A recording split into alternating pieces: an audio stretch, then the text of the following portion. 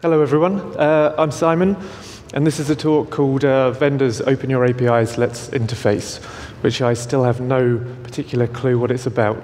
But over the last couple of days I've figured that one of the big topics talked about, well, I've spoken about, is choice. So the ability to choose the tools that we're using to manage networks. So yeah, I'm Simon Morley, or Cucumber, or Tony, as some of you seem to be calling me this week. And by far, I am the least qualified person in the room to talk to about wireless. I have no concept about it. So don't ask me any questions unless you need a joke. But yeah, thank you very much for welcoming me over here, and for Sam's rather strange hugs. Anyway, yeah, so look us up on Twitter, Cucumber Tony. So this isn't a talk about Cucumber whatsoever, but you need to know a little bit of the background if you don't know who I am or what we've done, kind of thing.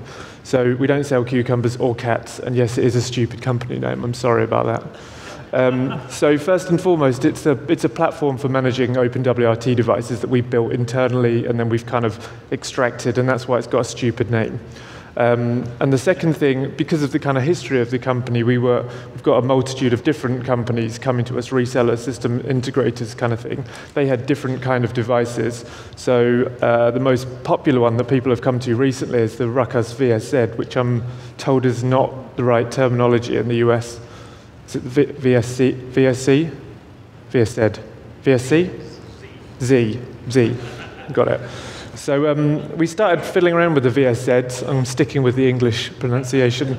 And we realized that the Ruckus have got a public API, it's well documented. So we figured that actually it'd be quite easy for us to hook into there and then display next to the OpenWRT devices that we've got a list of Ruckus devices. So from the customer's point of view, they've got kind of one dashboard for everything. That's pretty cool. And then we figured, actually, it took us about 2 weeks to set this captive portal up on the Ruckus thing. And like, I might not be a wireless person, but I'm definitely qualified to set these things up. It was hard. So we thought, well, actually, we could probably use this API to start setting up their captive portal. So part of our principle was to make things like a single click. Like you push a button, it creates the SSID, it does all the VLANs, does everything that you need. So we've started writing like the facility using the Ruckus thing to create all the other bits and pieces. So it will go into the VSZ, it will create the SSID, it will create the zones, it will create the captive portal, and then it will come back and it's done. So I mean, I think we get the big dogs coming to us and they have no idea how to set it up either. So coming back a step, what is an API? I think, Blake, this is an extension of yours. I'm sorry, but thank you for the introduction. I'm not here to talk about another standard or a protocol or anything like that. It's not SDN, it's not SDR, or it's not SDW, and it's certainly not a replacement for SNMP. We don't use that. And it is, in my opinion, more than hacking the console tab, which Blake kind of covered yesterday, and I'm going to go a little bit off-piste at the moment and see if I can expand something that he tried. So this is one of our customers, which is looking remarkably dull at the moment because it's probably the middle of the night. And then Blake was explaining that you can go into the console and get the client list out and get it into some kind of JSON format. So there's this nifty little command that will let you do this.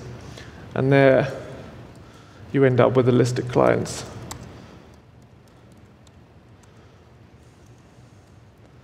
So if I go in here, validate it, you can kind of see that it was, I mean, I did that live, you saw how trivial that was to get everyone that's connected. And that's, well, fantastic. I think the problem I've got with that, and we've played around with this, we've done it with the Exclaim networks as well, so you can control those, you can reboot them, you can do all that kind of stuff. We could put that list in there. The problem with it is that you have to kind of go back and then not reverse engineer, because that's the wrong term, but like break the authentication. So you have to build the authentication in, and we've done that as well. There's actually a bug in that code that's a security flaw that we found.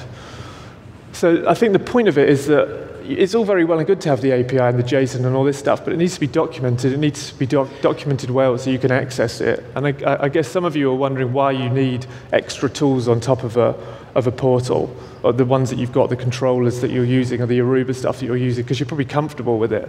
And I think someone asked yesterday, I was like, should I replace my network with Cucumber Tony? And the point is not to replace, it's to put something on top so that you've got the choice to do different things. So you might have a Cisco network and an Aruba network and all these other networks.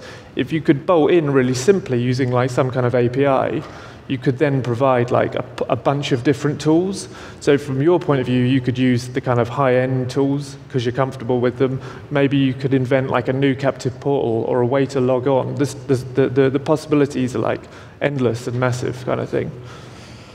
So I'm pretty much done, actually. It was a short talk. But the point I'm trying to make is that it would be fantastic moving forwards if we could have like a choice to do these things rather than have to hack the console or be forced to use a specific vendor or et cetera, et cetera, et cetera. So you could have like a Mimosa backhaul and a Ruckus AP and manage them from the same place. So that was me. Thanks.